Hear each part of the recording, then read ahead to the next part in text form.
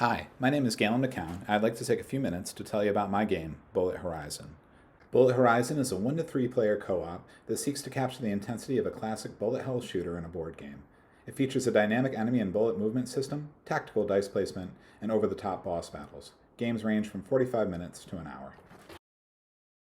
The game begins with players selecting one of 3 ships and their weapon loadout. Play then proceeds with a wave phase. Players randomly select a wave card and populate the zones with the enemy type shown. Enemy cards show the pattern the enemies will take within the zones.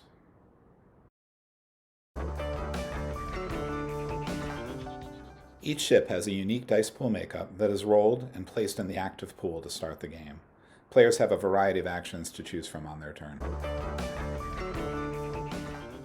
In order to take a move action, a player will need to have dedicated a die to one of the speed die spots and increase it by 1. You can move into as many empty adjacent spaces as you wish, so long as you don't re-enter a zone that you were in on this turn.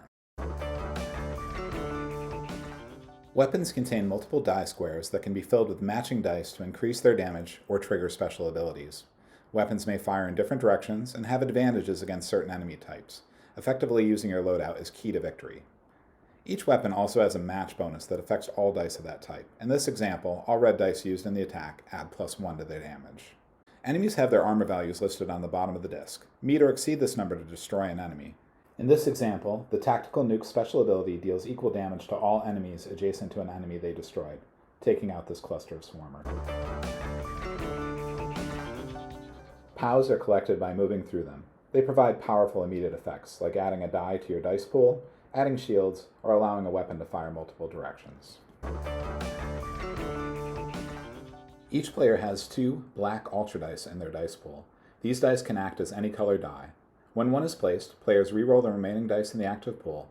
Additionally, an enemy phase is triggered at the end of any round where an ultra die was placed. Timing when to use your ultra dice is one of the keys to victory.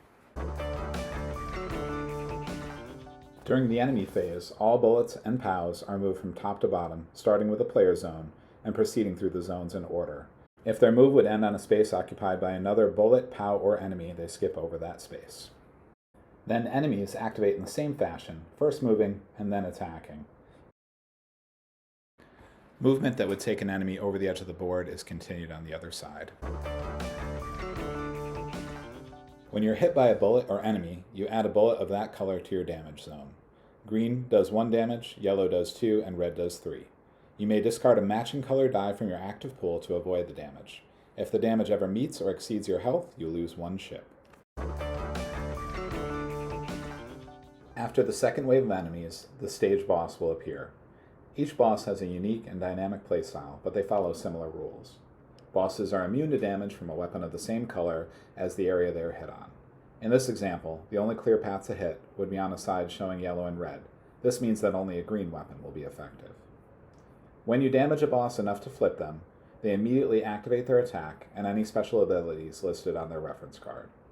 In the case of the fortress, they will rotate their weapons 90 degrees clockwise and complete a B attack. Each time you damage them, increase their damage die. Once the damage is equal to their health, they are destroyed.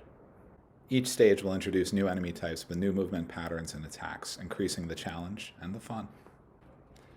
Bullet Horizon looks to capture the intensity of a bullet hell shooter through a system that provides tactical dice placement, a dynamic enemy and bullet movement system, and over-the-top boss fights.